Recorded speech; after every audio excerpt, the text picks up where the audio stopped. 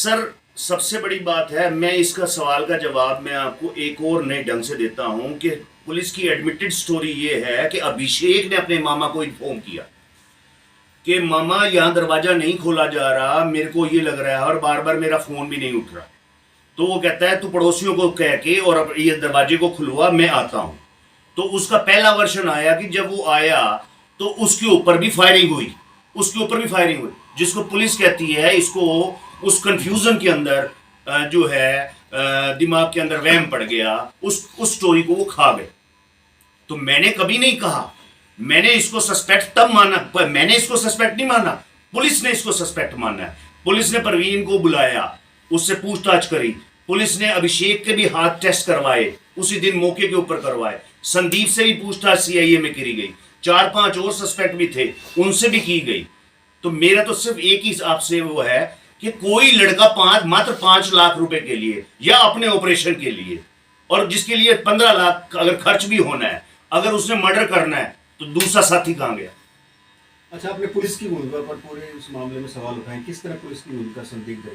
सारी ही संदिग्ध है कि उन्होंने भूमिका सारी संदिग्ध है। पुलिस ने ये देखा कि 4 मर्डर केस है, अखबार की कवरेज मिल रही है कि लॉरेंस के लिए या अल्टीरियर मोटिव के लिए या जो रियल सस्पेक्ट है उनको छोड़ के उनके हाथों से करके और उन्होंने घर का ही वो निकाल दिया ताकि इसकी पैरवी करने वाला कोई हो ही ना। अच्छा, जांच अधिकारी की भूमिका मैं संदिग्ध नहीं कह रहा, आप कोर्ट का ऑर्डर पढ़ेंगे उसके अंदर है। अगर परवीन कहता है कि 5 लाख के लिए मर्डर हुआ है और कोई किसी चीज की रिकवरी नहीं हुई, तो पुलिस परवीन का फादर ही कह रहा है कि 16/10 को 45 दिन के बाद 25 लाख का माल चोरी करके उसके बच्चे जो बहनें हैं वो कह रही हैं कि केस प्रॉपर्टी परवीन और संदीप के अंदर बढ़ गई। फिर पुलिस वाले भी यही कह रहे हैं कि ज्वेलरी जो है वो जो है वो मां को दे दी। वो किस हैसियत से दे दी? जांच अधिकारी इंस्पेक्टर रैंक है, उसको मालूम नहीं है कि घर के अंदर सिर्फ मकान नहीं होता, उसके अंदर गाड़ियां भी होती हैं, ज्वेलरी भी होती है, साड़ियां भी होती हैं, चांदी की पंजेब भी होगी, गहने भी होंगे। तो बिना मैजिस्ट्रेट के जुरिसडिक्शन के उसने कैसे बांट दी?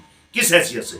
ये सबसे बड़ा सस्पेक्ट इस बात का है कि पुलिस को किसने पावर दे दी कि जो मकान है उसको सील करके कोर्ट का ऑर्डर लेना चाहिए, उनको सारे माल को रिकवर करके रिकवरी मीमो बना के कोर्ट का ऑर्डर लेना चाहिए कि मौत के बाद ये सामान घर के अंदर था, सारी वीडियोग्राफी कराते और कोर्ट के अंदर बताते और कोर्ट का ऑर्डर लेते, बोलो किसको देना है। उसके अंदर अगर मां आती, चाहे संदीप आता, चाहे संदीप का फादर आता, कोई भी आता, वो आके कस्टडी लेता, चाहे परवीन लेता चाहे नाना। ये लीगल वे था, इस लीगल वे की वायलेशन हुई है और इंस्पेक्टर रैंक के बंदे से हुई है जो कि 3 डीएसपी के नीचे काम कर रहा है, जो कि 3 डीएसपी के। तो इसके अंदर तो क्या है भूमिका, सारे एक पुलिस आईयू की नहीं, पूरे पुलिस डिपार्टमेंट की भूमिका डाउटफुल। पुलिस ने ऑर्डर दिए हैं कि ये खुली जो है कोताही है, पुलिस की लापरवाही है और इनके खिलाफ जो एप्रोप्रिएट एक्शन हो वो डीजीपी को लेना चाहिए और इसकी कॉपी हम एसपी को भी भेज रहे हैं। और जो एफिडेविट जो इन्होंने दिए हैं वो सारे गलत हैं, विरोधाभासी हैं, एक दूसरे से विरोध कर रहे हैं। पुलिस बोले पुलिस यहां तो ये कह रही है कि हमने इसकी मां को हैंडओवर कर दी। बताना इनको चाहिए था 527 मर्डर केस एफआईआर के अंदर मैजिस्ट्रेट को बताना चाहिए था। अगर वहां पर इनकी ये स्टोरी नहीं है तो 654 नंबर एफआईआर को जब मैं 527 में लाया तो ये स्टोरी 2.5 साल के बाद नहीं बनाई गई। क्यों बनाई जाए? आपको छुपाने के लिए, बचाने के लिए। अगर इनकी बात सच्ची थी कि इनकी मां कस्टडी मां को दे दी गई है, ज्वेलरी मां को दे दी गई है, प्रॉपर्टी मां को दे दी गई है, तो वो मैजिस्ट्रेट से परमिशन लेते, बिना परमिशन के पुलिस को पावर ही नहीं है कोई चीज देने की। मतलब एक क्या कहते हैं, साइकिल की चेन भी वो बिना मैजिस्ट्रेट से बिना पूछे नहीं दे सकते। What to talk of vehicles and all that. Motive तो जो अच्छे कर्म करता है और जो बुरे कर्म करता है उसके पेट में होता है। मरे उनका पोस्टमार्टम हुआ है, 29 को मरी उनका पोस्टमार्टम हुआ है। मर्डर को कौन मना कर रहा है? यहाँ झगड़ा ये है कि मर्डर करने वाला कौन होता हो कि 4 दिन प्रदीप, 5 दिन प्रदीप, मामा जिसको ये स्टोरी सारी बात पहले थी वो 31 तक चुप क्यों रहा? इनको अगर प्रॉपर्टी मिली है, अब प्रॉपर्टी आपस में डिस्ट्रीब्यूट हो रही है, ये बात कौन कह रहा है? बबलू की बहन, 2 बहनें और 3 भांजे, उसकी क्लिप है, उसको क्यों छुपाया? ये सवाल आपको पुलिस से पूछना चाहिए। आपने झूठे हल्फनामे क्यों दिए? कोर्ट ने ऐसा ऑर्डर क्यों किया? ये रिप्लाई आपको एसपी से मांगनी चाहिए, डीजीपी से मांगनी चाहिए, होम मिनिस्टर साहब से मांगनी चाहिए। अच्छा, अब स्टेटस क्या है इस केस का, आगे क्या है? ये पहले भी बता चुका हूं, एविडेंस के लिए है, एविडेंस को। अगर आपने हरियाणा के होम मिनिस्टर से भी डिमांड की है मैं हरियाणा की होम मिनिस्टर को तो मैं एक्टिव मानता हूँ, प्रो एक्टिव मानता हूँ।